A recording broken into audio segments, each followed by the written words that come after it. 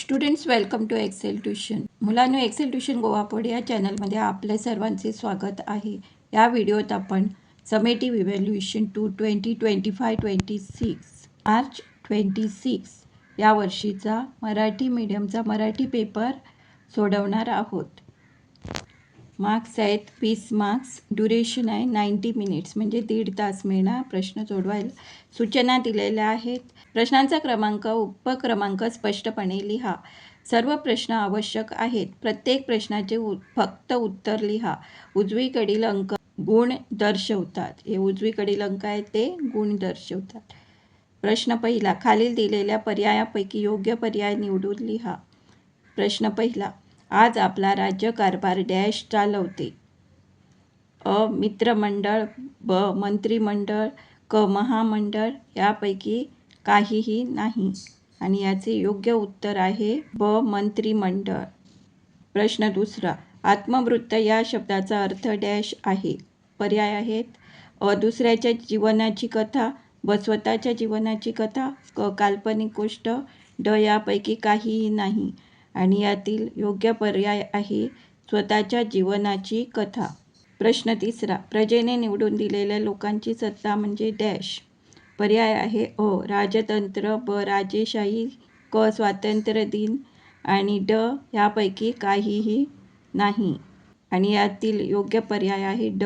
यापैकी काहीही नाही. चौथा, बाबांनी गरे खाऊन डॅश अंगणात भिरकावल्या. अ. साली, ब. पाने, क. फळे.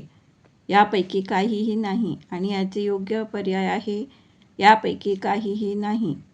खालील प्रश्नांची एका शब्दात उत्तरे लिहा. विद्यार्थ्यांना राहण्यासाठी शाळा किंवा महाविद्यालयामध्ये असलेली सोय कोणती? बोर्डिंग. तर आहे बोर्डिंग म्हणजेच हॉस्टेल. सामना हार जीत न होता संपला तर त्या सामन्याला काय म्हणतात? सामना अनिर्णित राहिला. अनिर्णित. प्रश्न तिसरा, खालील प्रश्नांची उत्तरे एका वाक्यात लिहा. पहिला प्रश्न आहे, तुमच्या शाळेत प्रजासत्ताक दिन कशा प्रकारे साजरा करतात?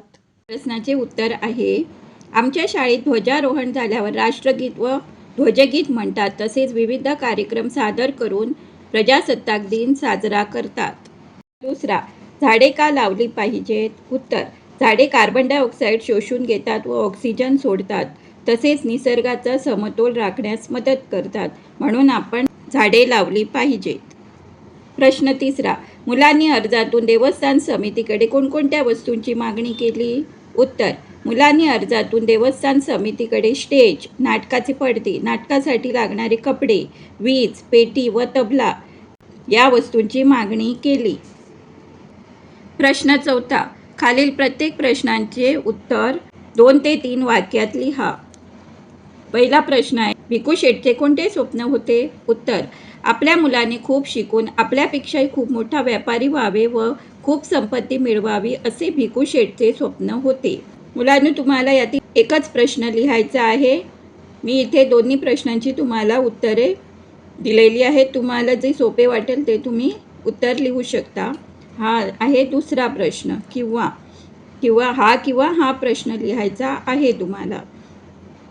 मुलांनी जर तुम्हाला एक्सेल ट्यूशन गोवा बोर्ड हा चॅनल व त्यातील कंटेंट आवडले असल्यास जरूर तुमच्या मित्रांना शेअर करा. Like, share, subscribe for more such videos. आणि मुलांनी तुम्हाला एक रिक्वेस्ट आहे, विनंती आहे की व्हिडिओ पूर्ण पहा, कारण या व्हिडिओत काही इम्पॉर्टंट टिप्स व ॲडिशनल क्वेश्चन आन्सर्स म्हणजे प्रश्नोत्तरे यांचा समावेश केलेला असतो. तर तो चुकवू नका. व्हिडिओमध्ये स्किप करू नका. व्हिडिओ पूर्ण पहा. आता पाहूया दुसऱ्या प्रश्नाचे उत्तर. प्रश्न दुसरा, उनाड मुलांची संगत लागणे म्हणजे काय? उत्तर, उनाड मुलांची संगत लागणे म्हणजे वाईट प्रवृत्तीचे बेजबाबदार स्वैराचारी म्हणजेच भटक्या मुलांची संगत लागणे.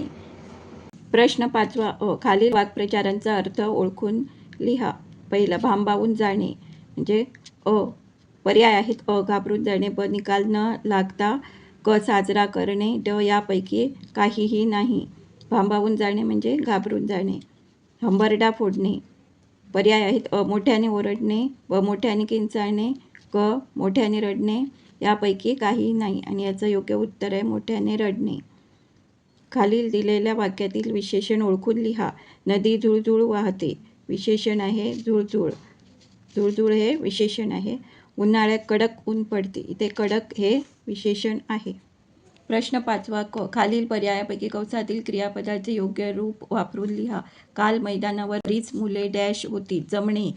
पर्याय आहेत जमणे, जमली, जमतात. यापैकी काहीही नाही आणि याचे योग्य उत्तर आहे जमली. दुसरा प्रश्न. मुले आनंदाने उड्या डॅश लागली. मारणे. मारतात, मारतील, मारू, यापैकी काहीही नाही आणि याचं योग्य उत्तर आहे मारू. मुले आनंदाने उड्या मारू लागली. स्वच्छ या शब्दाचा विरुद्धार्थी शब्द कोणता आहे ते लिहा.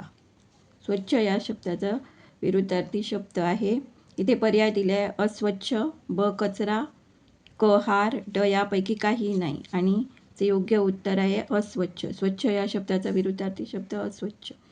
प्रारंभ या शब्दाचा विरुद्धार्थी शब्द कोणता आहे ते लिहा. दंगा, आरंभ, शेवट, यापैकी काही नाही आणि याचा योग्य पर्याय आहे शेवट. खालील दिलेला संवाद पूर्ण करा व लिहा. आजोबा. राजू, हा कचरा जरा बाहेर फेकून ये. राजू. आजोबा, आमच्या बाईंनी सांगितलं आहे की कचरा कुंडीत टाकावा. आजोबा. अरे पण आम्ही गावातले लोक कचरा उघड्यावरच टाकतो. राजू. आजोबा, असा कचरा उघड्यावर टाकल्याने परिसर अस्वच्छ होतो. डास, माशा यांचा प्रादुर्भाव वाढतो व त्यामुळे हवा दूषित होते व गावातील रोगराईचे प्रमाण वाढते. आजोबा. अरे राजू, तू बरोबर बोलतोस. हे माझ्या लक्षातच आले नाही. आजपासून मी कचरा कुंडीतच टाकेन. राजू. अगदी बरोबर निर्णय घेतला तुम्ही आजोबा. स्वच्छ गाव सुंदर गाव. हा झाला संवाद. प्रश्न 7वा. मुख्याध्यापिकांना आपल्या शाळेत लायब्ररी उघडण्याची विनंती करणारे पत्र लिहा किंवा तुमच्या परिसरातील खंडित वीज पुरवठा दुरुस्ती करण्यासाठी वीज विभागाला अर्ज लिहा. अर्ज. इथे स्वतःचा पत्ता लिहायचा आहे. सीमा राणे, पणजी, गोवा. दिनांक 27 मार्च 2026. माननीय अभियंता, विद्युत विभाग, पणजी, गोवा. नंतर आपल्याला विषय लिहायचा आहे एक ओळ सोडून. विषय खंडित वीज पुरवठा पूर्ववत करण्याबाबत अर्ज. माननीय महाशय, सप्रेम नमस्कार. मी सीमा राणे आपल्या विभागातील रहिवाशी असून आपणास विनंतीपूर्वक कळवू इच्छिते की फेब्रुवारी महिन्यापासून आमच्या विभागातील वीज पुरवठा अतिशय अनियमित होत आहे. वीज नसल्यामुळे आमच्या परिसरात नागरिकांची अतिशय गैरसोय होत आहे.